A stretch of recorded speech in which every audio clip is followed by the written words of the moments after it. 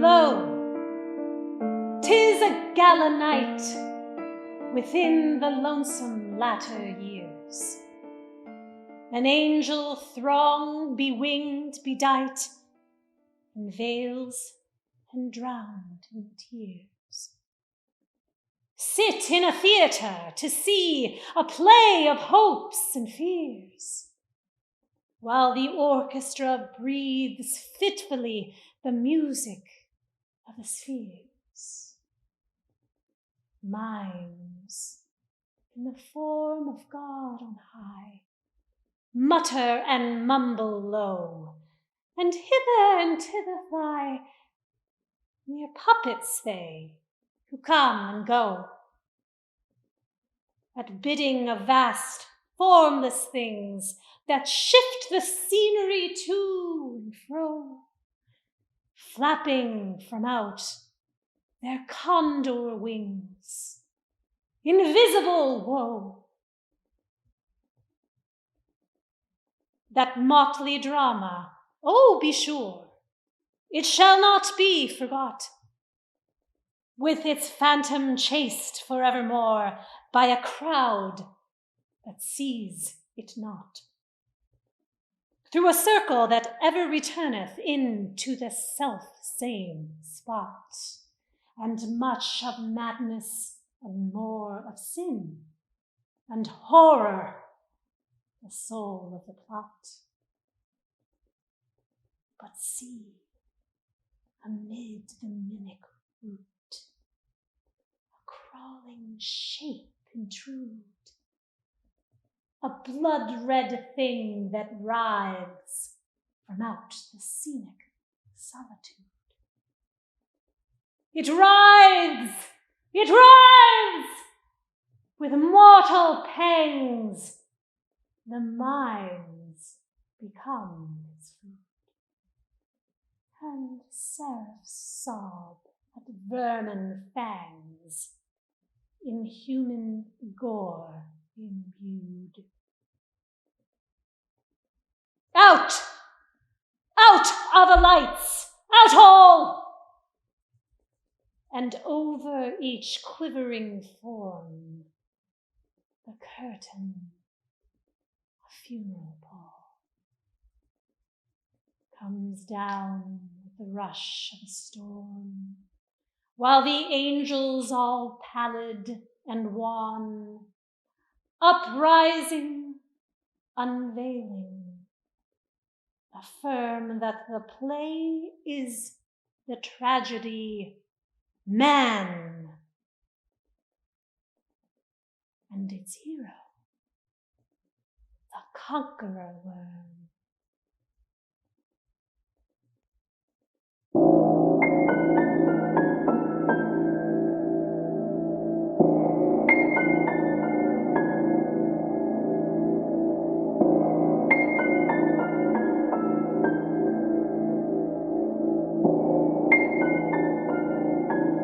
The Red Death had long devastated the country.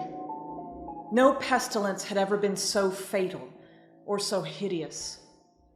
Blood was its avatar and its seal, the redness and the horror of blood. There were sharp pains and sudden dizziness, and then profuse bleeding at the pores with dissolution. The scarlet stains upon the body, and especially upon the face of the victim, were the pest ban which shut him out from the aid and from the sympathy of his fellow men. And the whole seizure, progress, and termination of the disease were the incidents of half an hour. But the Prince Prospero was happy and dauntless and sagacious. When his dominions were half populated, he summoned to his presence 1,000 hale and light-hearted friends from among the knights and dames of his court, and with these retired to the deep seclusion of one of his castellated abbeys. This was an extensive and magnificent structure, the creation of the prince's own eccentric yet august taste. A strong and lofty wall girdled it in. This wall had gates of iron. The courtiers, having entered, brought furnace and massy hammers and welded the bolts. They resolved to leave means neither of ingress or egress to the sudden impulses of despair or of frenzy from within. The abbey was amply provisioned. With such precautions, the courtiers might bid defiance to contagion. The external world could take care of itself. In the meantime, it was folly to grieve or to think. The prince had provided all the appliances of pleasure. There were buffoons, there were improvisatori, there were ballet dancers, there were musicians, there was beauty, there was wine. All these and security were within. Without was the Red Death. It was toward the close of the 5th or 6th month of his seclusion, and while the pestilence raged most furiously abroad, that the Prince Prospero entertained his 1,000 friends at a masked ball of the most unusual magnificence. It was a voluptuous scene, that masquerade. But first let me tell of the rooms in which it was held. There were 7, an imperial suite. In many palaces, however, such suites form a long and straight vista, while the folding doors slide back nearly to the walls on either hand, so that the view of the whole extent is scarcely impeded. Here, the case is very different, as might have been expected from the Duke's love of the bizarre. The apartments were so irregularly disposed that the vision embraced but little more than one at a time. There was a sharp turn at every 20 or 30 yards, and at each turn a novel effect. To the right and left, in the middle of each wall, a tall and narrow Gothic window looked out upon a closed corridor which pursued the windings of the suite.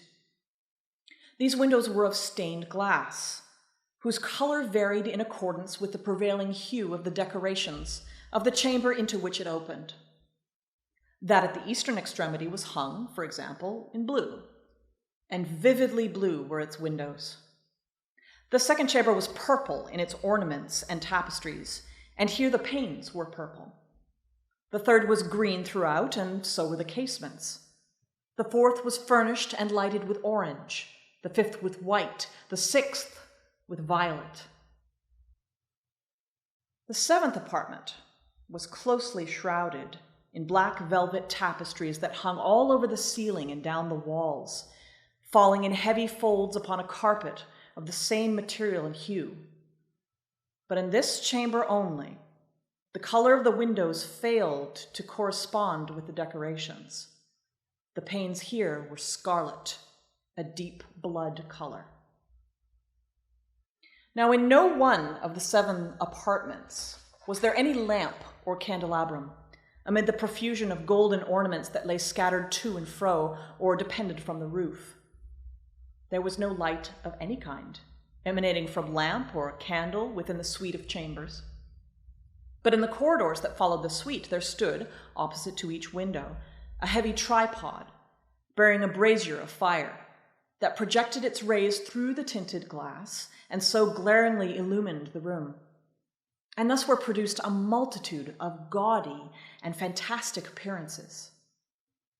But in the western or black chamber, the effect of the firelight that streamed upon the dark hangings through the blood-tinted panes was ghastly in the extreme, and produced so wild a look upon the countenances of those who entered that there were few of the company bold enough to set foot within its precincts at all.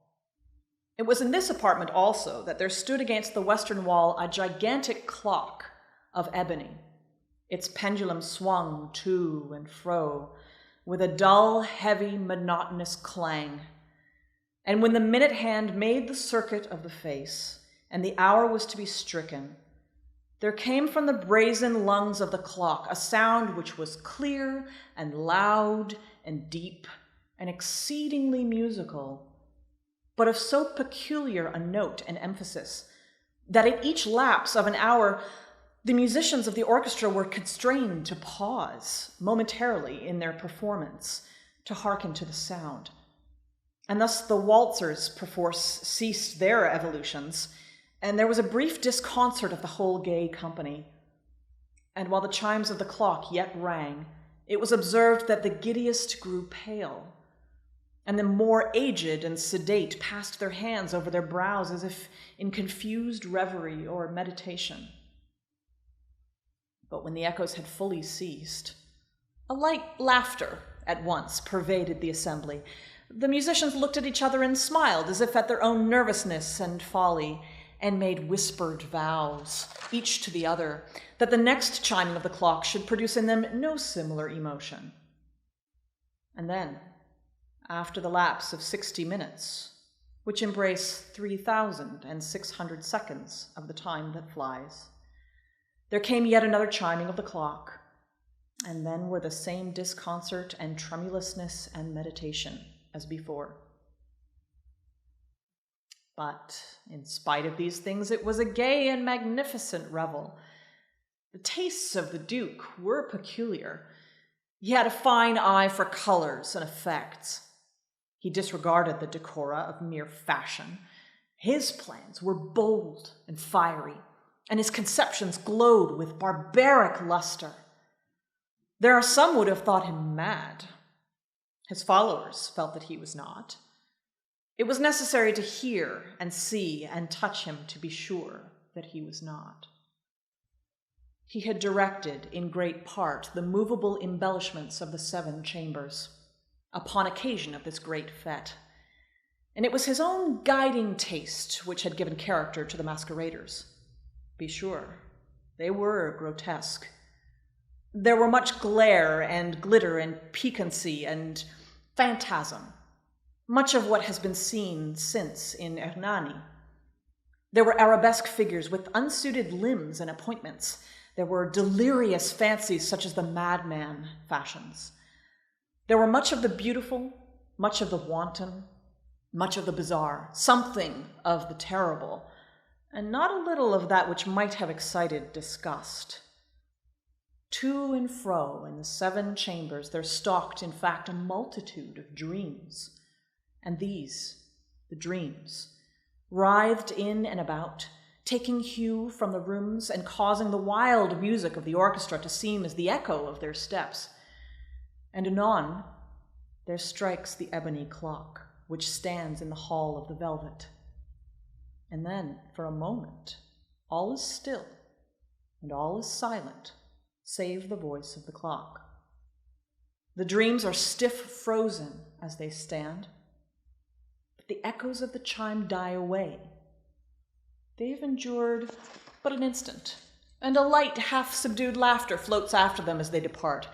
And now again the music swells, and the dreams live and writhe to and fro more merrily than ever, taking hue from the many tinted windows through which stream the rays from the tripods. But to the chamber which lies most westwardly of the 7, there are now none of the maskers who venture, for the night is waning away, and there flows a ruddier light through the blood-colored panes, and the blackness of the sable drapery appalls. And to him whose foot falls upon the sable carpet, there comes from the near clock of ebony a muffled peal more solemnly emphatic than any which reaches their ears who indulge in the more remote gaieties of the other apartments. But these other apartments were densely crowded, and in them beat feverishly the heart of life. And the revel went whirlingly on, until at length there commenced the sounding of midnight upon the clock. And then the music ceased, as I have told.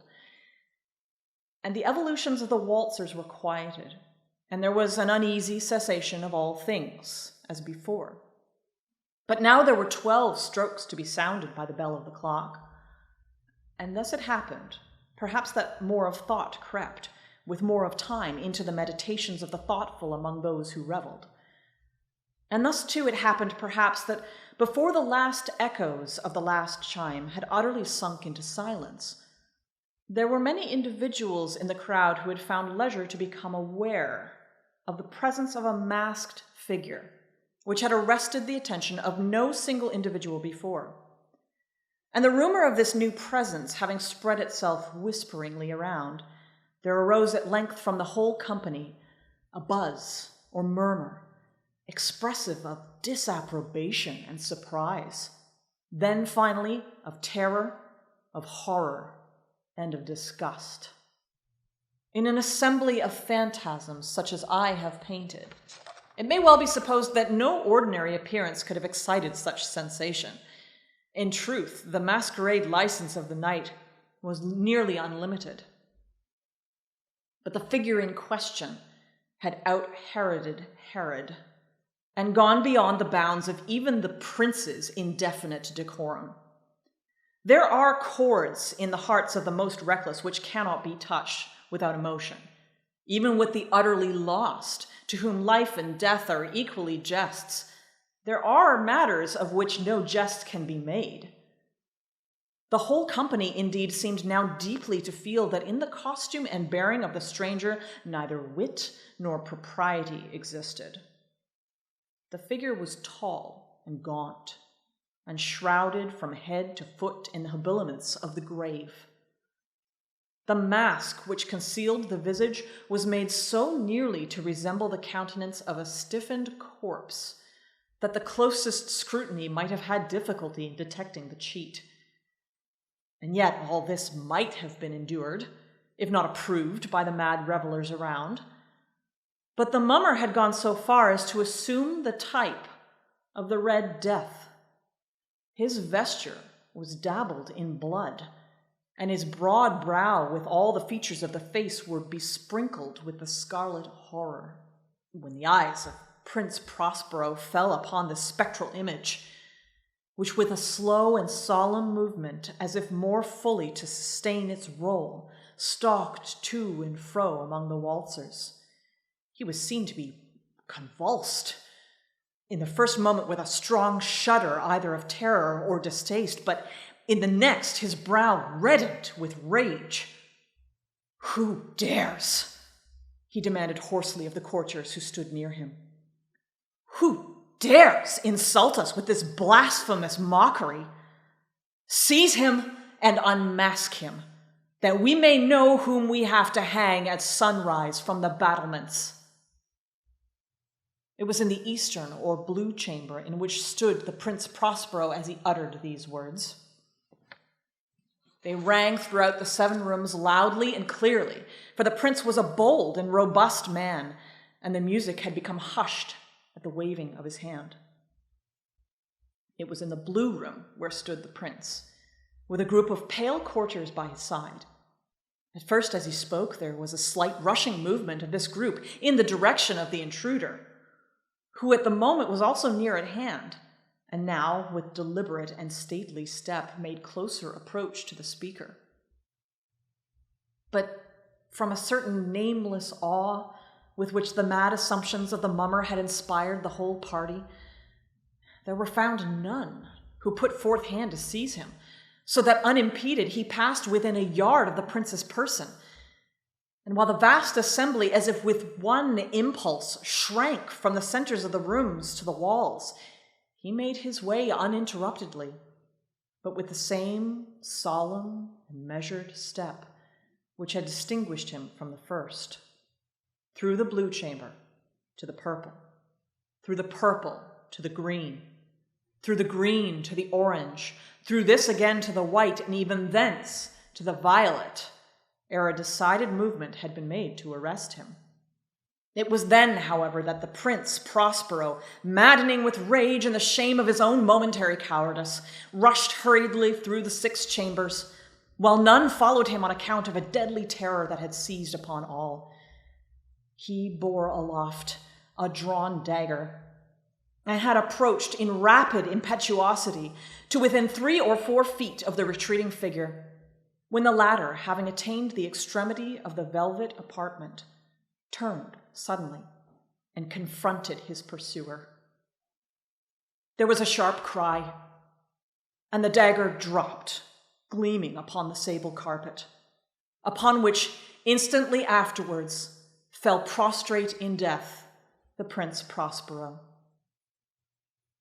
Then, summoning the wild courage of despair, a throng of the revelers at once threw themselves into the black apartment, and seizing the mummer, whose tall figure stood erect and motionless within the shadow of the ebony clock, gasped in unutterable horror at finding the grave cerements and the corpse-like mask which they handled with so violent a rudeness, untenanted by any tangible form. And now was acknowledged the presence of the Red Death. He had come like a thief in the night, and one by one dropped the revelers in the blood-bedewed halls of their revel, and died each in the despairing posture of his fall. And the life of the ebony clock went out with that of the last of the gay. And the flames of the tripods expired, and darkness and decay and the Red Death held illimitable dominion over all.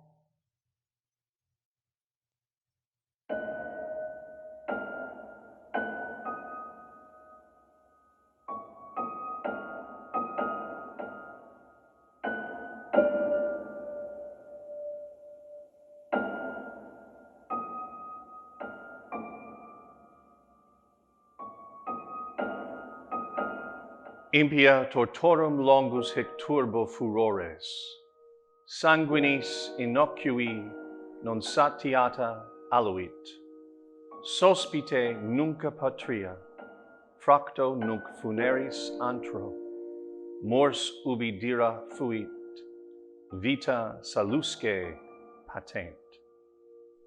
Deadly torches than this crowd frenzy of the blood of an innocent, it is not dissatisfied with this, came hurrying in. Sooner country, now broken, now dead cavern, where is the terrible life and health are clear. I was sick to death with that long agony, and when they at length unbound me, and I was permitted to sit, I felt that my senses were leaving me. The sentence, the dread sentence of death, was the last of distinct accentuation which reached my ears. After that, the sound of the inquisitorial voices seemed merged in one dreamy, indeterminate hum. It conveyed to my soul the idea of revolution, perhaps from its association in fancy with the burr of a mill wheel. This only for a brief period, for presently I heard no more.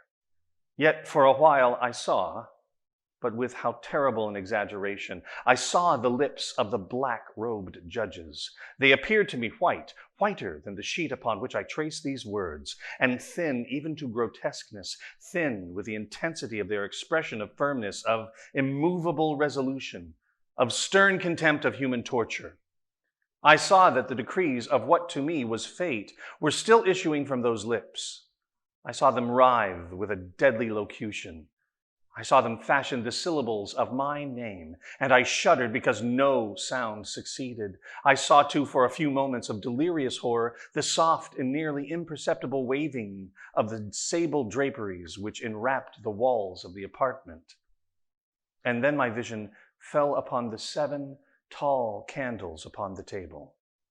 At first they were the aspect of charity, and seemed white and slender angels who would save me. But then, all at once, there came a most deadly nausea over my spirit, and I felt every fiber of my frame thrill as if it had touched the wire of a galvanic battery, while the angel forms became meaningless specters with heads of flame. I saw that from them there would be no help.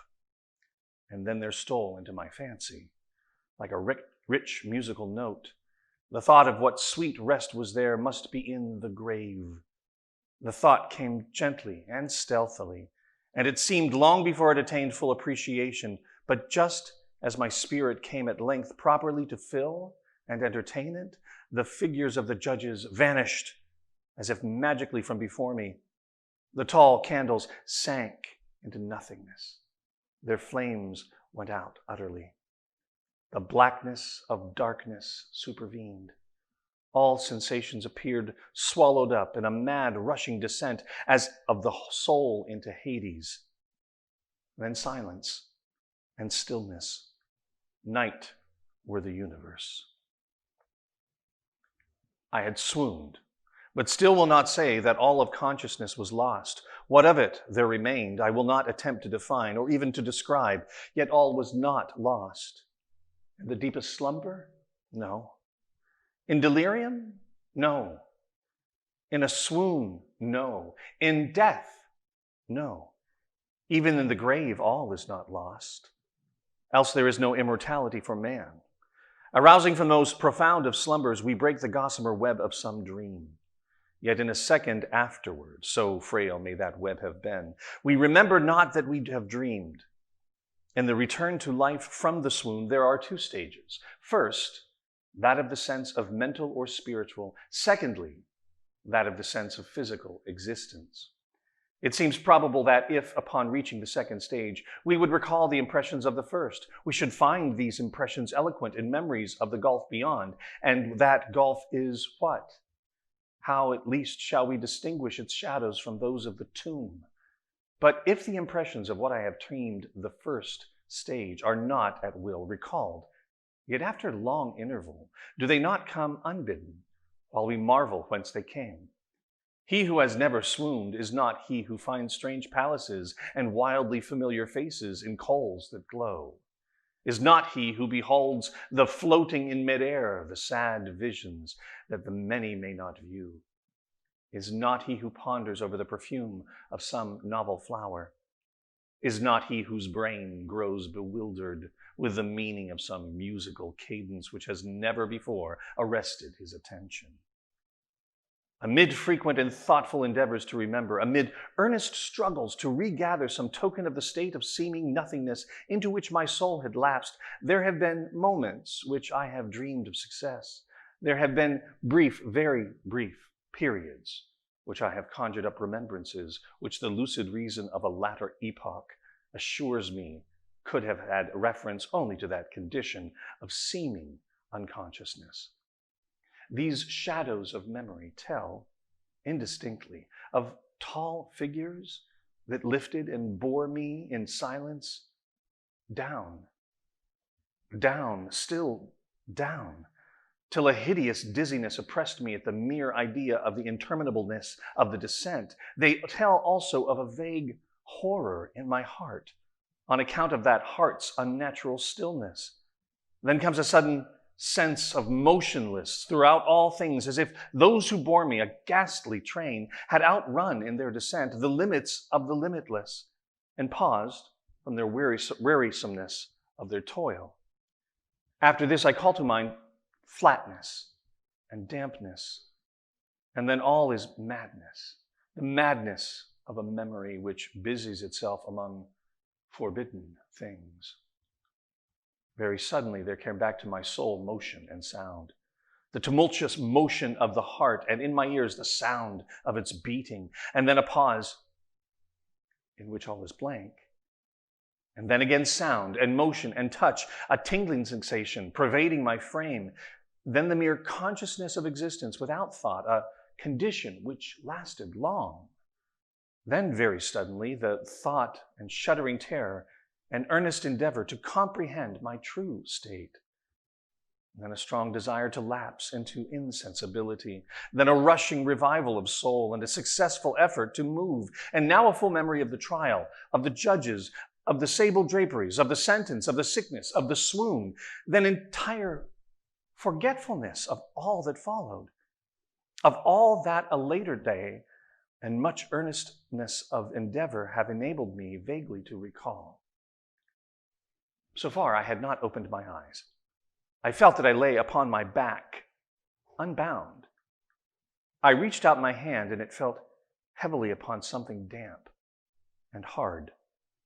And there it remained, suffered to remain for many minutes while I strove to imagine where and what I could be. I longed yet dared not to employ my vision. I dreaded the first glance at objects around me. It was not that I feared to look upon things horrible, but that I grew aghast lest there should be nothing to see. At length, with a wild desperation at heart, I quickly unclosed my eyes. My worst thoughts were then confirmed. The blackness of eternal night encompassed me. I struggled for breath. The intensity of the darkness seemed to oppress and stifle me. The atmosphere was intolerably close. I lay still quietly and made effort to exercise my reason. I brought to mind the inquisitorial proceedings and attempted from that point to deduce my real condition. The sentence had passed, and it appeared to me that a very long interval of time had since elapsed. Yet not for a moment did I suppose myself actually dead. Such a supposition, notwithstanding what we read in fiction, is altogether inconsistent with real existence. But where and in what state was I? The condemnation to death, I knew, perished usually at the auto da fe, and one of these had been held on the very night of the day of my trial. Had I been remanded to my dungeon to await the next sacrifice, which would not take place for many months? This at once I saw could not be. Victims had been in immediate demand. Moreover, my dungeon, as well as all of the condemned cells at Toledo, had stone floors, and light was not altogether excluded. A fearful idea now suddenly drove the blood in torrents upon my heart, and for a brief period I once more relapsed into insensibility. Upon recovering, I at once started to my feet, trembling convulsively in every fiber. I thrust my arms wildly above and around me in all directions. I felt nothing, yet dreaded to move a step lest I should be impeded by the walls of the tomb. Perspiration burst from every pore and stood in cold, big beads upon my forehead. The agony of suspense grew at length intolerable, and I cautiously moved forward with my arms extended and my eyes straining from their sockets in the hope of catching some faint ray of light. I proceeded for many paces, but still all was blackness and vacancy. I breathed more freely. It seemed evident that mine was not, at least, the most hideous of fates. And now, as I still continued to step cautiously onward, there came thronging upon my recollection 1,000 vague rumors of the horrors of Toledo, of the dungeons there that had been strange things narrated, fables I had almost deemed them, but yet strange and too ghastly to repeat, save in a whisper. Was I left to perish of starvation in this subterranean world of darkness? Or what fate, perhaps even more fearful, awaited me? That the result would be death, and a death of more than customary bitterness, I knew too well the character of my judges to doubt. The mode and the hour were all that occupied or distracted me.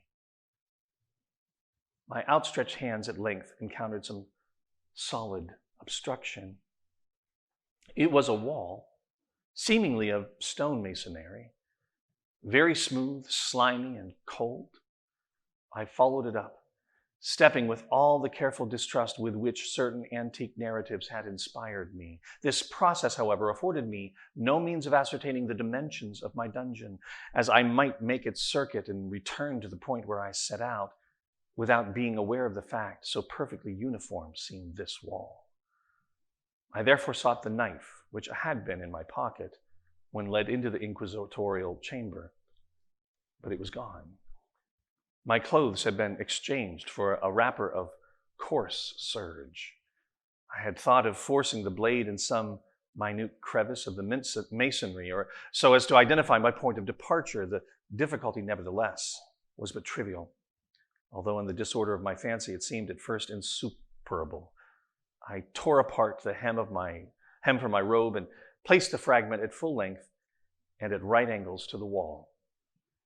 In groping my way around the prison, I could not fail to encounter this rag upon completing the circuit. So at least I thought, but I had not counted upon the extent of the dungeon or upon my own weakness. The ground was moist and slippery. I staggered onward for some time when I stumbled and fell. My excessive fatigue induced me to remain prostrate, and sleep soon overtook me as I lay. Upon awaking and stretching forth an arm, I found beside me a loaf and a pitcher of water. I was too much exhausted to reflect upon this circumstance, but ate and drank with avidity. Shortly afterward, I resumed my tour around the prison, and with much toil came at last upon the fragment of the serge. Up to the period when I fell, I had counted 52 paces, and upon resuming my walk, I had counted 48 more when I arrived at the rag. There were in all, then, 100 paces, and admitting 2 paces to the yard, I presumed the dungeon to be 50 yards in circuit. I had met, however, with many angles in the wall, and thus I could form no guess of the shape of the vault, for vault I could not help supposing it to be. I had little object, certainly no hope these researches, but a vague curiosity prompted me to continue them. Quitting the wall, I resolved to cross the area of the enclosure. At first I proceeded with extreme caution, for the floor, although seemingly of solid material, was treacherous with slime. At length, however, I took courage, and I did not hesitate to step firmly, endeavoring to cross as direct a line as possible. I had advanced some 10 or 12 paces in this manner when the remnant of the torn hem of my robe became entangled in my legs. I stepped on it and fell violently on my face. In the confusion attending my fall, I did not immediately apprehend a somewhat startling circumstance which, yet in a few seconds afterwards, and while I still lay prostrate, arrested my attention. It was this. My chin rested upon the floor of the prison, but my lips and upper portion of my head, though seemingly at a less elevation than the chin, touched nothing. At the same time, my forehead seemed bathed in a clammy vapor, and the peculiar smell of decayed fungus arose to my nostrils. I put forth my arm and shuddered to find that I had fallen at the very brink of a circular pit, whose extent, of course, I had no means of ascertaining at that moment. Groping about the masonry just below the margin, I succeeded in dislodging a small fragment and let it fall into the abyss. And for many seconds I hearkened to its reverberations as it dashed against the sides of the chasm in its descent. At length there was a sullen plunge into water, succeeded by loud echoes. At the same moment there came a sound resembling the quick opening as rapid closing of a door overhead, while a faint gleam of light flashed suddenly through the gloom and as suddenly faded away. I saw clearly the doom which had been prepared for me and congratulated myself upon the timely accident by which I had escaped. Another step before my fall, and the world would have seen me no more. And death just avoided was of that very character which I had regarded as fabulous and frivolous in the tales respecting the Inquisition. To the victims of its tyranny, there was a choice of death with its direst physical agonies, or death by its most hideous moral horrors. I had been reserved for the latter. By long suffering, my nerves had been unstrung until I trembled at the sound of my own voice, and had become in every respect a fitting subject for the species of torture which awaited me. Shaking in every limb, I groped my way back to the wall, resolving there to perish, rather than risk the terrors of the wells, of which my imagination now pictured many in various positions about the dungeon. In other conditions of mind, I might have had courage to end my misery at once by a plunge into one of these deep abysses, but now I was the veriest of cowards. Neither could I forget what I had read at these pits, that the sudden extinction of life formed no part of their most horrible plan. Agitation of spirit kept me awake for many long hours, but at length I again slumbered. Upon arousing, I found by my side, as before, a loaf and a pitcher of water. A burning thirst consumed me, and I emptied the vessel at the draught. It must have been drugged, for scarcely had I drunk before I became irresistibly drowsy. A sleep, deep sleep, fell upon me, a sleep like that of death. How long it lasted, of course, I know not, but when, once again, I unclosed my eyes, the objects around me were visible. By a wild sulphurous luster, the origin of which I could not at first determine, I was enabled to see the extent and aspect of the prison. In its size, I had been greatly mistaken. The whole circuit of its walls did not exceed 25 yards. For some minutes, this fact occasioned me in a world of vain trouble, vain indeed, for what could be of less importance under the terrible circumstances which environed me than the mere dimensions of my dungeon? But my soul took a wild interest in trifles, and I busied myself in endeavors to account for the error I had committed in my original measurement. The truth at length flashed upon me. In my first attempt at exploration, I counted 52 paces up to the period when I fell. I must then have been within a pace or two of the fragment of surge. In fact, I had nearly performed the circuit of the vault and then slept, and upon awaking, I must have returned upon my steps, thus supposing the circuit nearly double what it actually was. My confusion of mind prevented me from observing that I began my tour with the wall to the left and ended it with the wall to the right. I had been deceived, too, in respect to the shape of the enclosure. In feeling my way, I had found many angles and thus deduced an idea of great irregularity. So potent is the effect of total darkness upon one arousing from lethargy or sleep. The angles were simply those of a few slight depressions or niches at odd intervals. The general shape of the prison was square. What I had taken for masonry seemed now to be iron or some other metal in huge plates whose sutures or joints occasioned the depression. The entire surface of this metallic enclosure was rudely daubed in all the hideous and repulsive devices to which the charnel superstition of the monks had given rise. The figures of fiends in aspects of menace, with skeleton forms, and other more really fearful images, overspread and disfigured the walls. I observed that the outlines of these monstrosities were sufficiently distinct, but that the colors seemed faded and blurred, as if from the effects of a damp atmosphere. I now noticed the floor, too, which was of stone. In the center yawned the circular pit from whose jaws I had escaped. But it was the only one in the dungeon.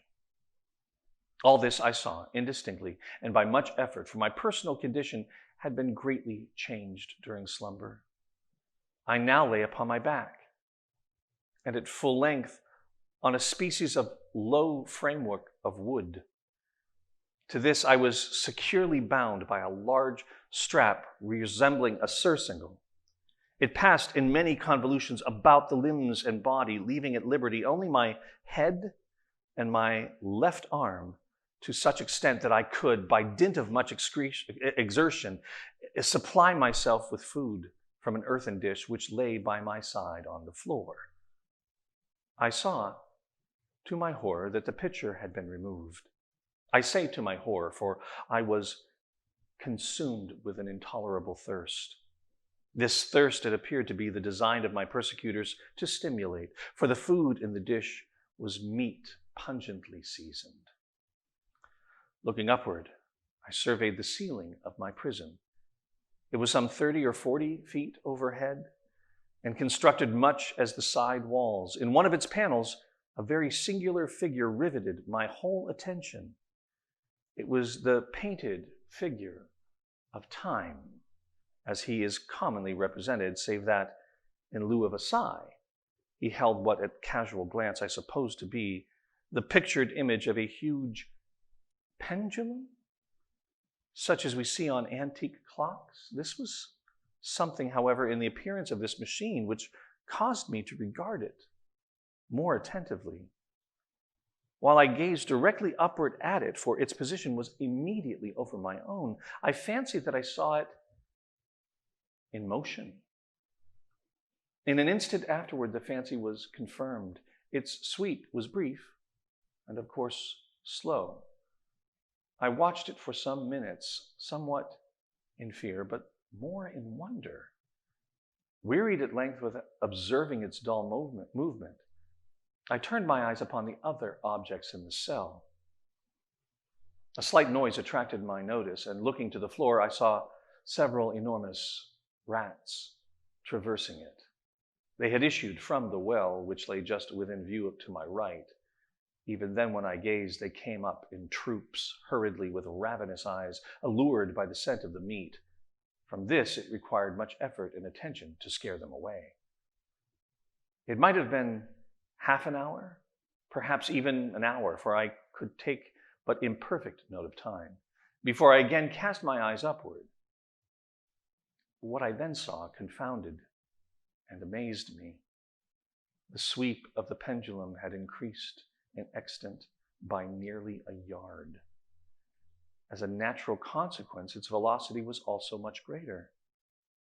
But what mainly disturbed me was the idea that it had perceptibly descended. I now observed with what horror it is needless to say that its nether extremity was formed of a crescent of glittering steel about a foot in length from horn to horn, the horns upward, and the under edge evidently as keen as that of a razor. Like a razor also, it seemed massy and heavy, tapering from the edge into a solid and broad structure above. It was appended to a weighty rod of brass, and the whole hissed as it swung through the air. I could no longer doubt the doom prepared for me by monkish ingenuity in torture. My cognizance of the pit had become known to the inquisitorial agents, the pit whose horrors had been destined for so bold a recusant as myself, the pit typically of hell, and regarded by rumor as the ultima thule of all their punishments.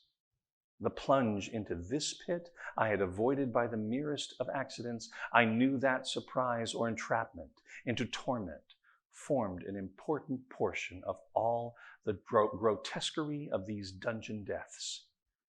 Having failed to fall, it was no part of the demon plan to hurl me into the abyss, and thus, there being no alternative, a different and a milder destruction awaited me. Milder? I half smiled in my agony as I thought of such application of such a term. What boots it to tell of the long hours of horror more than mortal, during which I counted the rushing vibrations of the steel, inch by inch, line by line, with a descent only appreciable at intervals that seemed ages. Down and still down it came. Days passed. It might have been that many days passed ere it swept so closely over me as to fan me with its acrid breath. The odor of the sharp steel forced itself into my nostrils. I prayed. I wearied heaven with my prayer for its more speedy descent. I grew fanatically mad and struggled to force myself upward against the sweep of the fearful scimitar. And then I fell suddenly calm and lay smiling at the glittering death, as a child at some rare bauble. There was another interval of utter insensibility. It was brief, for upon again lapsing into life, there had been no perceptible descent in the pendulum. But it might have been long, for I knew there were demons who took note of my swoon, and who could have arrested the vibration at pleasure. Upon my recovery, too, I felt very, inexpressibly sick and weak, as if through long inanition. Even amid the agonies of that period, the human nature craved food. With painful effort, I stretched my left arm as far as my bonds permitted, and took possession of the small remnant which had been spared me by the rats. And as I put a portion of it within my lips, there rushed into my mind a half-formed thought of joy, of hope. Yet what business had I with hope? It was, as I say, a half-formed thought. Man has many such which are never completed. I felt that it was of joy, of hope, but felt also that it had perished in its formation. In vain I struggled to regain it. Long suffering had nearly annihilated all my ordinary powers of mind. I was an imbecile, an idiot. The vibration of the pendulum was at right angles to my length. I saw that the crescent was designed to cross the region of the heart. It would fray the serge of my robe. It would return and repeat its operations again and again, notwithstanding terrifically wide sweeps, some 30 feet or more, and the hissing vigor of its descent sufficient to sunder these very walls of iron. Still, the fraying of my robe would be all that for several minutes it would accomplish. And at this thought I paused. I dare not go farther than this reflection. I dwelt upon it with a pertinacity of attention.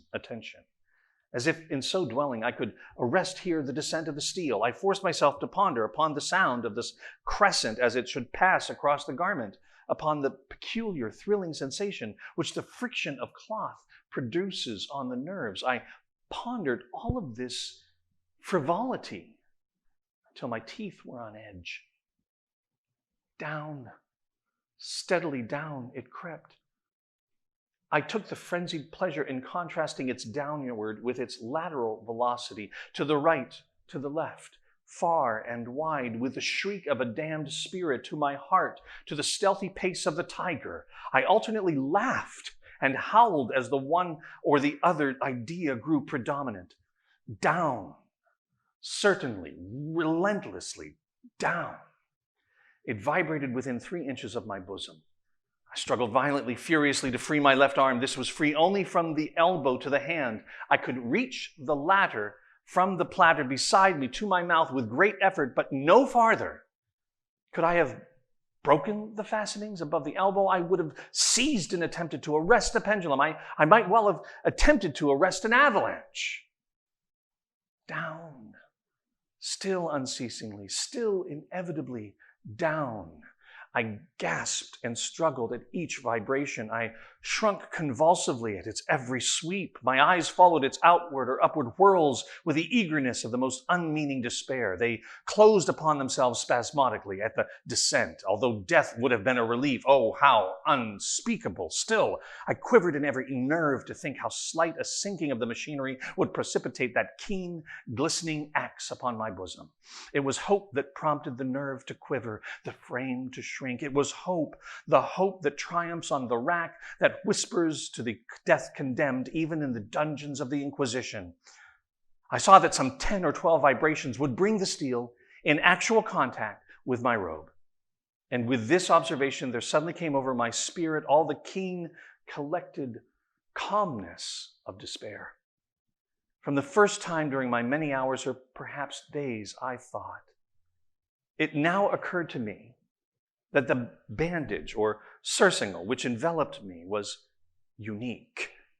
I was tied by no separate cord. The first stroke of the razor-like crescent athwart any portion of the band would so detach it that it might be unwound from my person by means of my left hand. But how fearful in that case the proximity of the steel, the result of the slightest struggle, how deadly. Was it likely, moreover, that the minions of the torturer had not foreseen and provided for this possibility? Was it probable that the bandage crossed my bosom in the track of the pendulum? Dreading to find my faint and, as it seemed, in last hope frustrated, I so far elevated my head as to obtain a distinct view of my breast. The surcingle enveloped my limbs and body close in all directions, save in the path of the destroying crescent. Scarcely had I dropped back my head into its original position when there flashed upon my mind what I cannot better describe than an unformed half of that idea of deliverance to which I have previously alluded, and of which a moiety only floated indeterminately through my brain when I raised food to my burning lips. The whole thought was now present, feeble, scarce sane, scarcely definite, but still entire. I proceeded at once, with the nervous energy of despair, to attempt its execution. For many hours, the immediate vicinity of the low framework upon which I lay had been literally swarming with rats. They were wild, bold, ravenous, their red eyes glaring upon me as if they waited but for the motionlessness on my part to make me their prey. To what food, I thought, have they been accustomed in the well? They had devoured, in spite of all my efforts to prevent them, all but a small remnant of the contents of the dish. I had fallen into a habitual seesaw or wave of the hand about the platter, and at length the unconscious uniformity of the movement deprived it of effect. In their voracity, the vermin frequently fastened their sharp fangs in my fingers. With the particles of the oily and spicy viand which now remained, I thoroughly rubbed the bandage wherever I could reach it. Then, raising my hand from the floor, I lay breathlessly still. At first, the ravenous animals were startled and terrified at the change. at the cessation of movement. They shrank alarmedly back. Many sought the well, but this was only for a moment.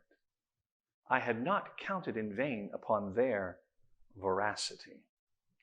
Observing that I remained without motion, one or two of the boldest leaped upon the framework and smelt at the sursignal. This seemed the signal for a general rush. Forth from the well, they hurried in fresh troops. They clung to the wood. They overran it. They leaped in hundreds upon my person. The measured movement of the pendulum disturbed them not at all.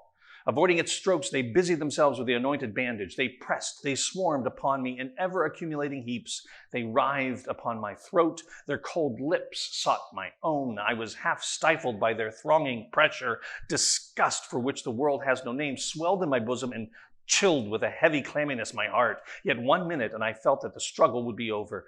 Plainly I perceived the loosening of the bandage. I knew that in more than one place it must already be severed. With a more than human resolution, I lay still. Nor had I erred in my calculations, nor had I endured in vain. I at length felt that I was free. The surcingle hung in ribbons from my body, but the stroke of the pendulum already pressed upon my bosom. It had divided the serge of the robe. It had cut through the linen beneath. Twice again it swung, and a sharp sense of pain shot through my every nerve. But the moment of escape had arrived, and at a wave of my hand, my deliverers hurried tumultuously away. And with a steady movement, cautious, sidelong, shrinking, and slow, I slid from the embrace of the bandage and beyond the reach of the scimitar. And for the moment at least, I was free. Free! And in the grasp of the Inquisition, I had scarcely stepped from my wooden bed of horror upon the stone floor of the prison when the motion of the hellish machine ceased, and I beheld it drawn up by some invisible force through the ceiling. This was a lesson which I desperately took to heart. My every motion was undoubtedly watched. Free. I had but escaped death in one form of agony, to be delivered into worse than death in some other. With that thought, I rolled my eaves nervously around on the barriers of iron that hemmed me in. Something unusual, some change which at first I could not appreciate distinctly, it was obvious, had taken place in the apartment. For many minutes of a dreamy and trembling abstraction, I busied myself in vain, unconnected conjecture. During this period, I became aware for the first time of the origin of the sulphurous light which illumined the cell. It proceeded from a fissure, about half an inch in width, extending entirely around the prison at the base of the walls, which thus appeared and were completely separated from the floor. I endeavored, but of course in vain, to look through the aperture. As I arose from the attempt, the mystery of the alteration in the chamber broke at once upon my understanding. I have observed that although the outlines of the figures upon the walls were sufficiently distinct, yet the colors seemed blurred and indefinite. These colors had now assumed, and were momentarily assuming, a startling and most intense brilliancy that gave to the spectral and fiendish portraitures an aspect that might have thrilled even firmer nerves than my own. Demon eyes of a wild and ghastly vivacity glared upon me in 1,000 directions, where none had been visible before, and gleamed with the lurid luster of a fire that I could not force my imagination to regard as unreal. Unreal? Even while I breathed, there came to my nostrils the breath of the vapor of heated iron. A suffocating odor pervaded the prison. A deep glow settled each moment in the eyes that glared at my agonies. A richer tint of crimson diffused itself over the pictured horrors of blood. I panted. I gasped for breath. There could be no doubt of the design of my tormentors, oh, most unrelenting, most demoniac of men. I shrank from the glowing metal to the center of the cell. Amid the thought of the fiery destruction that impended, the idea of the coolness of the well came over my soul like balm. I rushed to its deadly brink.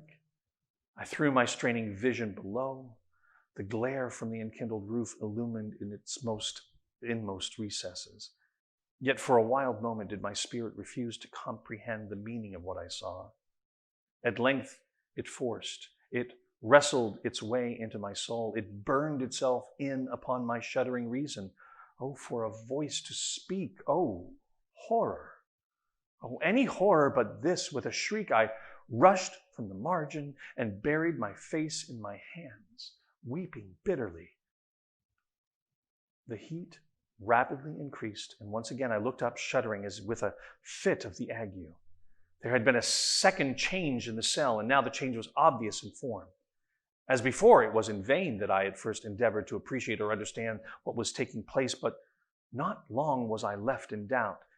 The inquisitorial vengeance had been hurried by my twofold escape, and there was to be no more dallying with the King of Terrors. The room had been square. I saw that 2 of its iron angles were now acute, 2 consequently obtuse. The fearful difference quickly increased with a low rumbling or moaning sound. In an instant, the apartment had shifted its form into that of a lozenge. But the alteration stopped not here. I neither hoped nor desired it to stop. I could have clasped the red walls to my bosom as a garment of eternal peace. Death, I said, any death but that of the pit. Fool, might I have not known that into the pit it was the object of the burning iron to urge me. Could I resist its glow? Or if even that, could I withstand its pressure? And now, flatter and flatter grew the lozenge, with a rapidity that left me no time for contemplation. Its center, and that, of course, its greatest width, came just over the yawning gulf.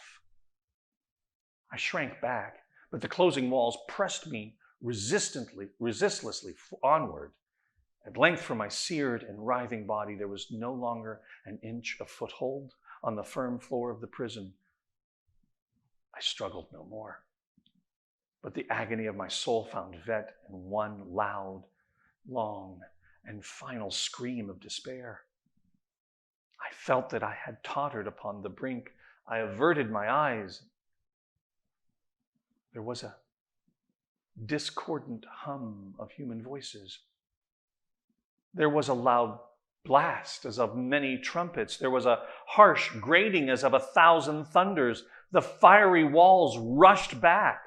An outstretched arm caught my own as I fell, fainting into the abyss. It was that of General LaSalle.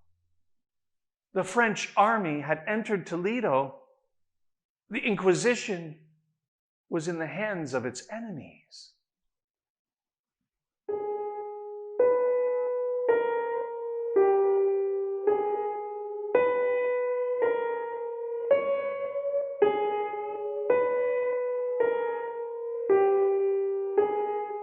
True. Nervous. Very, very dreadfully nervous. I had been and am. But why will you say that I am mad? The disease had sharpened my senses, not destroyed, not dulled them. Above all, was the sense of hearing acute. I heard all things in heaven and in the earth. I heard many things in hell. How then am I mad? Hearken and observe how healthily, how calmly I can tell you the whole story.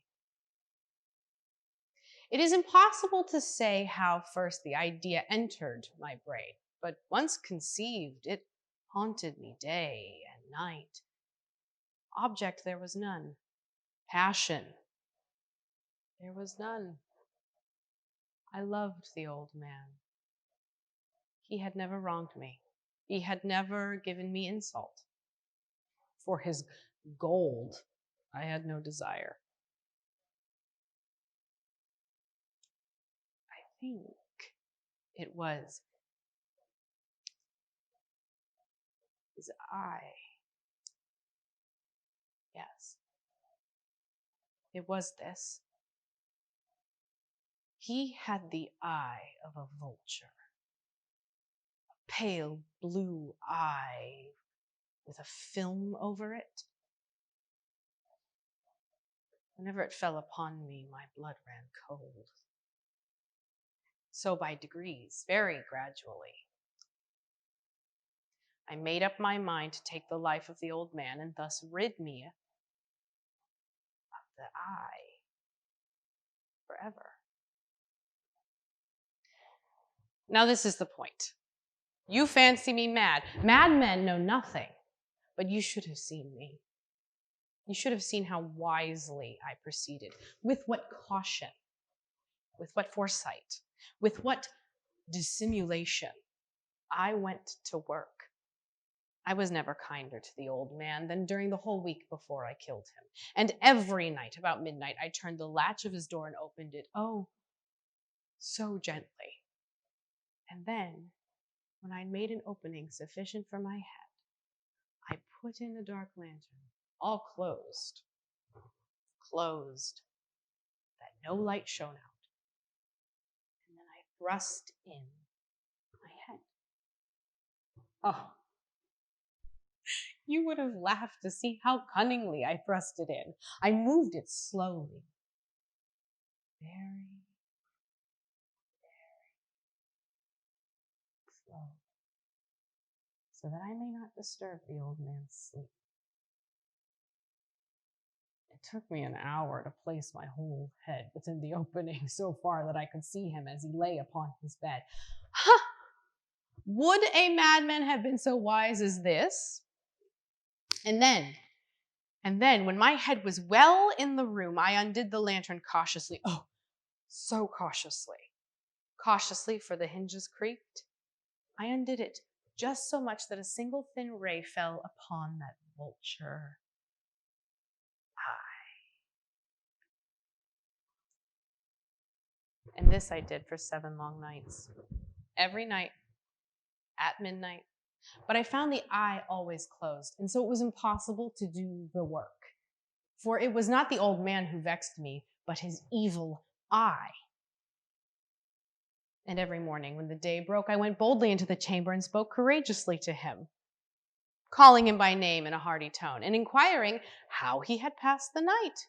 So you see, he would have been a very profound old man indeed to suspect that every night just at 12, I looked in upon him while he slept.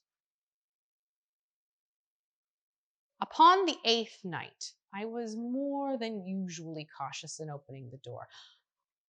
A watch's minute hand moves more quickly than did mine. Never before that night had I felt the extent of my own powers, of my sagacity. I could scarcely contain the feelings of triumph. To think that there I was, opening the door, little by little, and he did not even to dream of my secret deeds or thoughts. I fairly chuckled at the idea, and perhaps he heard me, for he moved on the bed suddenly, as if startled. Now you may think that I drew back, but no. His room was as black as pitch, with the thick darkness, for the shutters were closed, fastened through fear of robbers, and so I knew that he could not see the opening of the door, and I kept pushing it on steadily. I had my head in and was about to open the lantern when my thumb slipped upon the tin fastening, and the old man sprang up in bed crying, "Who's there?" I kept still and said nothing. For the whole hour, I did not move a muscle. And in the meantime, I did not hear him lie down. He was still sitting up in bed listening, just as I have done, night after night, hearkening to the death watches in the wall. Presently I heard a slight groan, and I knew it was the groan of mortal terror. It was not a groan of pain or of grief. Oh, no. It was the low, stifled sound that arises from the bottom of the soul when o'ercharged with awe. I knew the sound well. Many a night, just at midnight, when all the world slept, it has welled up from my own bosom, deepening with its dreadful echo the terrors that distracted me. I say I knew it well. I knew what the old man felt and pitied him, although I chuckled at heart. I knew that he had been lying awake ever since the first slight noise when he had turned in the bed. His fears had been ever since growing upon him. He had been trying to fancy them causeless, but could not. He had been saying to himself, "It is nothing but the wind in the chimney. It is only a mouse crossing the floor, or it is merely a cricket which hath made a single chirp." Yes, he had been trying to comfort himself with these suppositions, but he had found all in vain.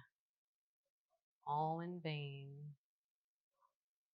Because death, in approaching him, and stalked with his black shadow before him, and enveloped the victim. And it was the mournful influence of the unperceived shadow that caused him to feel, although he neither saw nor heard, to feel the presence of my head within the room. When I had waited a long time, very patiently, without hearing him lie down, I resolved to open a very, very little crevice in the lantern. So I opened it. You cannot imagine how stealthily. Until at length a single dim ray, like the thread of a spider, shot out from the crevice and fell full upon that vulture eye. It was open. Wide open. And I grew furious as I gazed upon it. I saw it with perfect distinctness, all a dull blue with a hideous veil over it that chilled the very marrow in my bones. But I could see nothing else of the old man's face or person, for I had directed the ray as if by instinct, precisely upon the damned spot.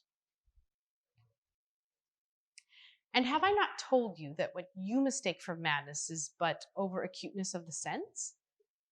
Now, I say, there came to my ears a low, dull, quick sound, such as a watch makes when enveloped in cotton. I knew that sound well, too. It was the beating of the old man's heart. It increased my fury, as the beating of a drum stimulates the soldiers into courage. But even yet I refrained and kept still. I scarcely breathed. I held the lantern motionless. I tried how steadily could I maintain the ray upon the eye. Meantime, the hellish tattoo of the heart increased. It grew quicker and quicker and louder every instant. The old man's terror must have been extreme. It grew louder. I say louder every moment. Do you mark me well? I have told you that I am nervous. So I am. And now at the dead hour of the night, amid the dreadful silence of that old house, so strange a noise as this excited me to uncontrollable terror. Yet for some minutes longer I refrained, stood still. The beating grew louder. I thought the heart must burst, and now a new anxiety seized me. The sound would be heard by a neighbor. The old man's hour had come. With a loud yell, I threw open the lantern and leaped into the room. He shrieked once only. And in an instant, I dragged him to the floor and pulled the heavy bed over him. I then smiled gaily to find the deed so far done. But for many minutes, the heart beat on with a muffled sound. This, however, did not vex me. It would not be heard through the wall. At length, it ceased. The old man was dead. I removed the bed and examined the corpse. Yes, he was stone dead. I placed my hand upon the heart and held it there many minutes. There was no pulsation. He was stone dead. His eye would trouble me no more. If still you think me mad, you will think so no longer when I describe the wise precautions I took for the concealment of the body. The night waned, and I worked hastily, but in silence. First of all, I dismembered the corpse. I cut off the head and the arms and the legs. I then took up 3 planks from the flooring of the chamber and deposited all between the scantlings. I then replaced the boards so cleverly, so cunningly, that no human eye, not even his, could have detected anything wrong. There was nothing to wash out. No stain of any kind, no blood spot, whatever. I had been too wary for that. A tub had caught all the Oh, when I had made an end of these labors, it was 4 o'clock, still dark as midnight. As the bell sounded the hour, there came a knocking at the street door. I went down to open it with a light heart, for what had I now to fear? There entered 3 men, who introduced themselves with perfect suavity as officers of the police. A shriek had been heard by a neighbor during the night. Suspicion of foul play had been aroused, information had been lodged at the police office, and they, the officers, had been deputed to search the premises. I smiled, for what had I to fear? I bade the gentleman welcome. The shriek, I said, was my own. In a dream, the old man I mentioned was absent in the country. I took my visitors all over the house. I bade them search well. I led them at length to his chamber. I showed them his treasures, secure, undisturbed. In the enthusiasm of my confidence, I brought chairs into the room and desired them here to rest from their fatigues, while I myself, in the wild audacity of my perfect triumph, placed my own seat upon the very spot beneath which reposed the corpse of the victim. The officers were very satisfied. My manner had convinced them. I was singularly at ease. They sat, and while I answered cheerily, they chatted of familiar things. But ere long, I felt myself getting pale and wished them gone. My head ached, and I fancied a ringing in my ears. But still they sat, and still they chatted. The ringing became more distinct. It continued and became more distinct. I talked more freely to get rid of the feeling, but it continued and gained definiteness until at length I found that the noise was not within my ears. No doubt I now grow very pale. But I talked more fluently and with a heightened voice, yet the sound increased. And what could I do? It was a low, dull, quick sound, much such a sound as a watch makes when enveloped in cotton.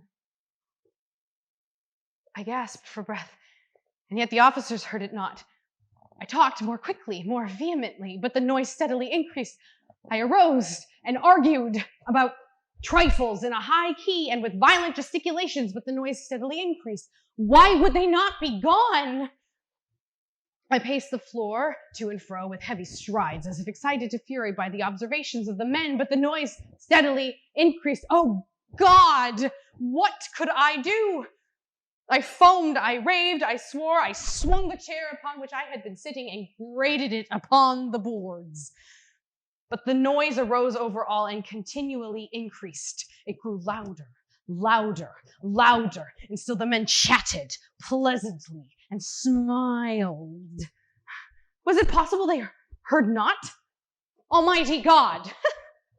No! No. They heard. They suspected. They knew. They were making a mockery of my horror. This I thought, and this I think. But anything was better than this agony. Anything was more tolerable than this derision. I could hear these hypocritical smiles no longer. I felt that I must scream or die. And now, again, hark! Louder, louder, louder, louder. Villains! I shrieked. Dissemble no more. I admit the deed. Tear up the planks. Here, here, here. It is the beating of his hideous heart.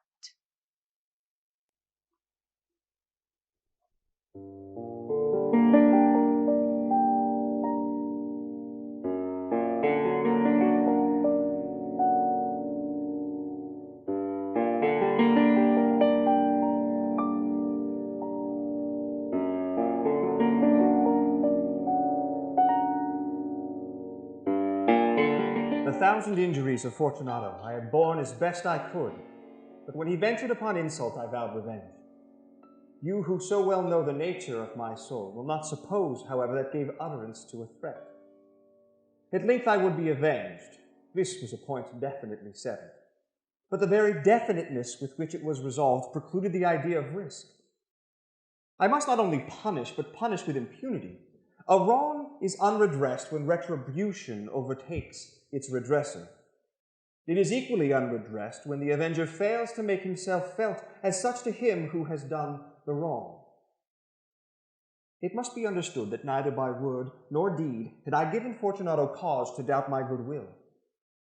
I continued, as was my wont, to smile in his face, and he did not perceive that my smile now was at the thought of his immolation. He had a weak point, this Fortunato. Although in other regards he was a man to be respected, and even feared. He prided himself on his connoisseurship in wine. Few Italians have the true virtuoso spirit. For the most part, their enthusiasm is adopted to suit the time and opportunity to practice and posture upon the British and Austrian millionaires. In painting and gemmery, Fortunato, like his countrymen, was a quack. But in the matter of old wines, he was sincere. In this respect, I did not differ from him materially. I was skillful in the Italian vintages myself, and bought largely whenever I could. It was about dusk one evening during the supreme madness of the carnival season that I encountered my friend. He accosted me with excessive warmth, for he had been drinking much. The man wore motley. He had a tight-fitting party-striped dress, and his head was surmounted by the conical cap and bells. I was so pleased to see him that I thought I should never have done wringing his hand. I said to him, "My dear Fortunato, you are luckily met. How remarkably well you are looking today. But I have received a pipe of what passes for Amontillado, and I have my doubts." "How?" said he. "Amontillado? A pipe? Impossible! And in the middle of the carnival?" "I have my doubts," I replied, "and I was silly enough to pay the full Amontillado price without consulting you in the matter. You were not to be found, and I was fearful of losing the bargain." "Amontillado? I have my doubts." "Amontillado? And I must satisfy them. Amontillado? As you are engaged, I am on my way to Lucrezi. He may have a critical turn it is. He will tell me." Lucrece cannot tell Amontillado from sherry. And yet some fools will have it that his taste is a match for your own. Come, let us go. Whither? To your vaults. My friend, no. I will not impose upon your good nature. I perceive you have an engagement. Lucrece, I have no engagement. Come. My friend, no, it is not the engagement, but the severe cold with which I perceive you are afflicted. The vaults are insufferably damp. They are encrusted with nitre. Let us go, nevertheless. The cold is merely nothing.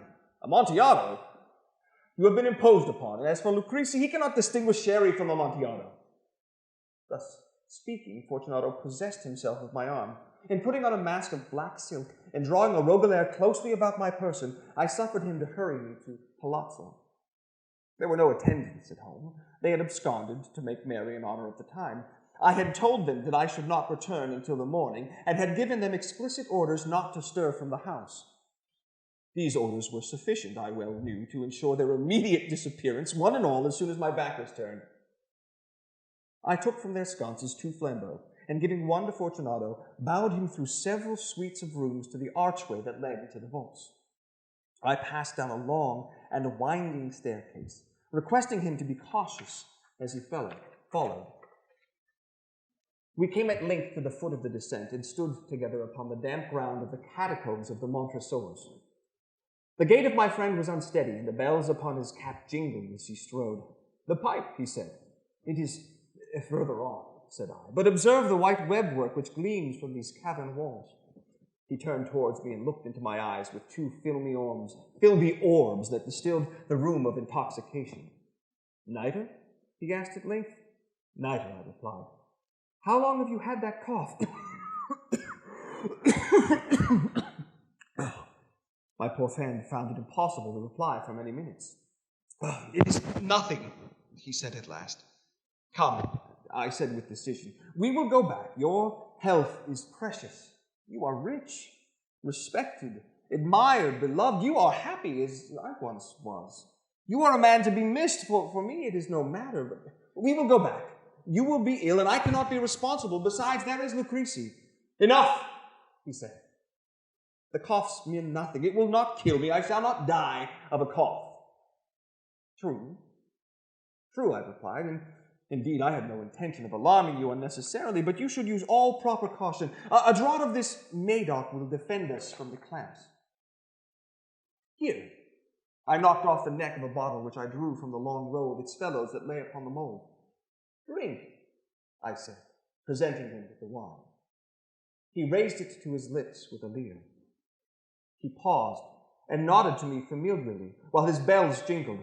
I drink, he said, to the buried that repose around us, and I to your long life. He again took my arm and we proceeded. These vaults, he said, are extensive. The Montresors, I replied, were a great and numerous family. I forgot your arms. A huge human foot door in a field azure that crushes a serpent rampant whose fangs are embedded in the heel. And the motto? Nemo me impune lacessit. Good, he said. The wine sparkled in his eyes and the bells jingled. My own fancy grew warm with the Medoc. We had passed through long walls of piled skeletons, with casks and puncheons intermingling into the inmost recesses of the catacombs. I paused again, and this time I made bold to seize Fortunato by an arm above the elbow. The nitre, I said, see, it increases. It hangs like moss upon the vaults. We are below the river's bed. The drops of moisture trickle among the bones. Come, we will go back ere it is too late. Your cough. It is nothing, he said. Let us go on, but first another draught of Medoc. I broke and reached him a flagon of de Grave. He emptied it in a breath. His eyes flashed with a fierce light. He laughed and threw the bottle upwards with a gesticulation I did not understand. I looked at him in surprise. He repeated the movement, a grotesque one. You do not comprehend, he said. Not I replied. Then you are not of the Brotherhood. How? You are not of the Masons. Yes, I said, yes. You? Impossible, a Mason? A Mason, I replied. A sign, he said, a sign. It is this, I answered, producing from beneath the folds of my rogalère trowel. You jest, he exclaimed, recoiling a few paces. But let us proceed to the Amontillado. Be it so, I said, replacing the tool beneath the cloak and again offering him my arm. He leaned upon it heavily. We continued our route in search of the Amontillado. We passed through a range of low arches, descended, passed on, and descending again, arrived at a deep crypt in which the foulness of the air caused our flambeaux rather to glow than flame. At the most remote end of the crypt, there appeared another less spacious. Its walls had been lined with human remains, piled to the vault overhead in the fashion of the great catacombs of Paris. 3 sides of this interior crypt were still ornamented in this manner. From the 4th side, the bones had been thrown down and lay promiscuously upon the earth, forming at one point a mound of some size. Within the wall, thus exposed by the displacing of the bones, we perceived a still interior crypt of recess, in depth about 4 feet, in width 3, in height 6 or 7. It seemed to have been constructed for no especial use within itself, but formed merely the interval between 2 of the colossal supports of the roof of the catacombs, and was backed by one of the circumscribing walls of solid granite. It was in vain that Fortunato, uplifting his dull torch, endeavored to pry into the depth of the recess. Its termination the feeble light did not enable us to see. Proceed, I said. Herein is the Amontillado. As for Lucrece, he is an ignoramus, interrupted my friend, as he stepped unsteadily forward while I followed immediately at his heels. In an instant, he had reached the extremity of the niche, and finding his progress arrested by the rock, stood stupidly bewildered.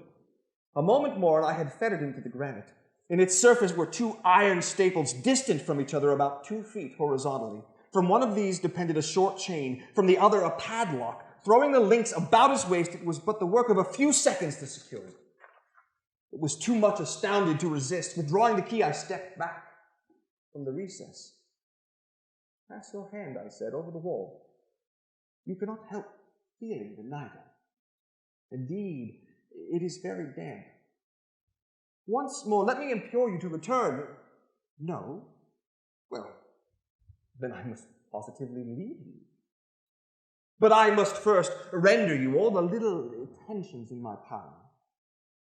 The Amontillado, ejaculated my friend, not yet recovered from his astonishment. True, I replied, the Amontillado. As I said these words, I busied myself among the pile of bones of which I have before spoken. Throwing them aside, I soon uncovered a quantity of building stone and mortar. With these materials, and with the aid of my trowel, I began vigorously to wall up the entrance to the niche. I had scarcely laid the first tier of the masonry when I discovered that the intoxication of Fortunato had in a great measure worn off. The earliest indication I had of his was his low, moaning cry from the depth of the recess. It was not the cry of a drunken man. There was then a long and obstinate silence. I laid the second tier, and the third, and the fourth, and then I heard the furious vibrations of the chain. The noise lasted for several minutes, during which I might hearken to it with more satisfaction. I ceased my labors, and I sat down upon the bones. When at last the clanking subsided, I resumed the trial and finished without interruption the 5th, the 6th, and the 7th tier. The wall was now nearly upon a level with my breast. I again paused, and holding the flambeau over the mason work, threw a few feeble rays upon the figure within. A succession of loud and shrill screams, bursting suddenly from the throat of the chained form, seemed to thrust me violently back. For a brief moment I hesitated. I trembled. Unsheathing my rapier, I began to grope with it about the recess, but the thought of an instant reassured me. I placed my hand upon the solid fabric of the catacombs and felt satisfied. I reapproached the wall. I replied to the yells of him who clamored. I re-echoed. I aided. I surpassed them in volume and in strength. I did this, and the clamor grew still.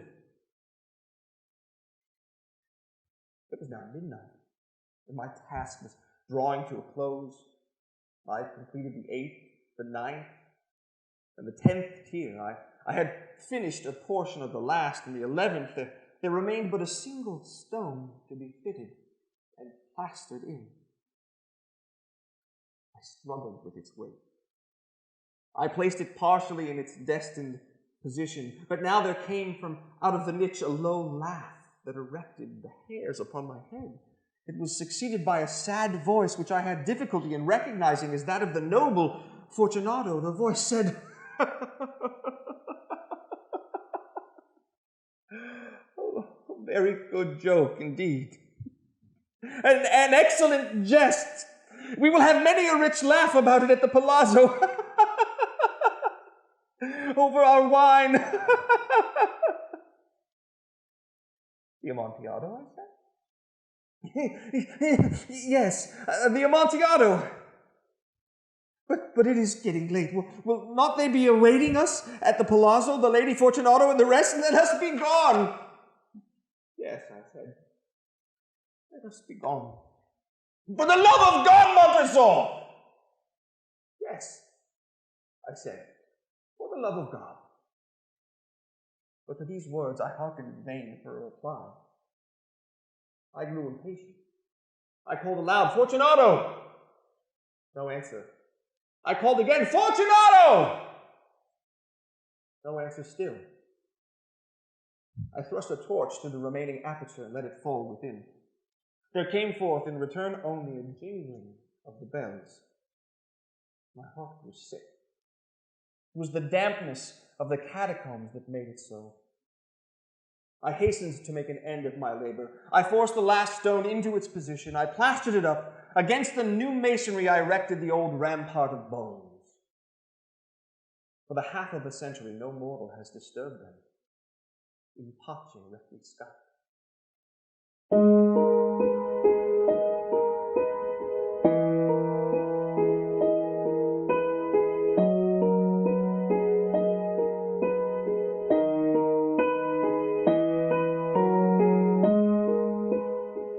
Once, upon a midnight dreary, while I pondered, weak and weary, over many a quaint and curious volume of forgotten lore, while I nodded, nearly napping, suddenly there came a tapping, as of someone gently rapping at my chamber door. "'Tis some visitor," I muttered, tapping at my chamber door. Only this and nothing more. Distinctly I remember it was in the bleak December, and each separate dying ember wrought its ghost upon the floor. Eagerly I wished the morrow. Vainly I had sought to borrow from my books surcease of sorrow for the lost Lenore, radiant and rare maiden whom the angels name Lenore, nameless here forevermore. And the silken, sad, uncertain rustling of each purple curtain thrilled me, filled me with fantastic terrors never felt before, so that now, to still the beating of my heart, I stood repeating, "'Tis some visitor entreating entrance at my chamber door. Some late visitor entreating entrance at my chamber door. That it is, and nothing more." Presently my soul grew stronger, hesitating then no longer. "Sir," said I, "or madam, truly your forgiveness I implore, but the fact is I was napping, and so gently you came rapping, and so faintly you came tapping at my chamber door that I scarce was sure I heard you. Here I opened wide the door. Darkness there and nothing more. Deep into that darkness peering, long I stood there, wondering, fearing, doubting, dreaming dreams no mortal ever dared to dream before. But the silence was unbroken, and the stillness gave no token, and the only word there spoken was the whispered word, "Lenore?" This I whispered, and an echo murmured back the word, "Lenore." Merely this, and nothing more. Back into the chamber, turning, all my soul within me burning. Soon again I heard a tapping somewhat louder than before. "Surely," said I, "surely that is something at my window lattice. Let me see, then, where that is, and this mystery explore. Let my heart be still a moment, and this mystery explore. 'Tis the wind and nothing more." Open here I flung the shutter, when, with many a flirt and flutter, within there stepped a stately raven of the saintly days of yore. Not the least obeisance made he, not a minute stop or stayed me, but with mien of lord or lady perched above my chamber door, perched upon a bust of Pallas just above my chamber door, perched and sat, nothing more. Then this ebony bird beguiling my sad fancy into smiling, by the grave and stern decorum of the continents it wore, though thy crest be shorn and shaven, thou, I said, art sure no craven, ghastly, grim, and ancient raven wandering from the nightly shore. Tell me what thy lordly name is on the night's Plutonian shore. Quoth the raven, Evermore. Which I marveled this ungainly fowl to hear discourse so plainly, though its answer little meaning, little relevancy bore, for we cannot help agreeing that no living human being ever yet was blessed with seeing bird above his chamber door, bird or beast upon the sculpted bust above his chamber door, with such name as Nevermore. But the raven, sitting lonely on the placid bust, spoke only that one word, as if his soul in that one word he did outpour. Nothing further than he uttered, not a feather then he fluttered, till I scarcely more than muttered, Other friends have flown before. On the morrow he will leave me, as my hopes have flown before. And the bird said, Evermore. Startled at the stillness broken by reply so aptly spoken, Doubtless, said I, what it utters is its only stock and store, caught from some unhappy master, whom unmerciful disaster followed fast and followed faster, till his songs one burden bore, till the dirges of his hope that melancholy burden bore of nevermore. But the raven still beguiling my sad fancy into smiling, straight I wheeled a cushioned seat in front of bird and bust and door. Then upon velvet sinking, I betook myself to linking fancy unto fancy, thinking what this ominous bird of yore, what this grim, ungainly, ghastly, gaunt, and ominous bird of yore meant in croaking Nevermore. And I sat engaged in guessing, but no syllable expressing to the fowl his fiery eyes now burned into my bosom's core. This and more I sat divining with my head at ease, reclining on the cushion's velvet lining that the lamplight gloated o'er, whose velvet violet lining with the lamplight gloated o'er. Sheesh press, nevermore. And methought the air grew denser, perfumed from an unseen censer swung by seraphim, whose footfalls tinkled on the tufted floor. Wretch, I cried, thy God hath lent me. By these angels he has sent thee respite and nepenthe from thy memories of Lenore. Quaff, oh quaff this kind nepenthe, and forget this lost Lenore. Quoth the raven, Nevermore. Prophet, said I, thing of evil, prophet still, if bird or devil, whether tempter set or whether tempest tossed thee here ashore, desolate, yet all undaunted on this desert land enchanted, on this home by horror haunted, tell me truly, I implore, is there balm in Gilead? Tell me, I implore. Quoth the raven, Nevermore. Prophet, said I, thing of evil, prophet still, though bird or devil, by that heaven that bends above us, by that God we both adore, tell this soul with sorrow laden, if within the distant Aidenn it shall clasp a sainted maiden whom the angels named Lenore, clasp a rare and radiant maiden whom the angels named Lenore. Quoth the raven, Nevermore.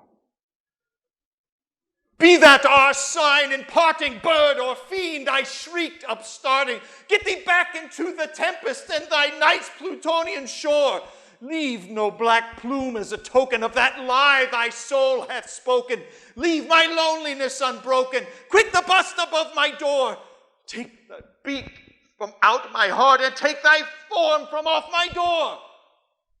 Quoth the raven, Nevermore. the raven, ever flitting, still is sitting on the pallid bust of Pallas just above my chamber door. His eyes have all the seeming of a demon's that is dreaming, and the lamplight o'er him streaming throws his shadow on the floor. And my soul from out that shadow that lies floating on the floor shall be lifted nevermore.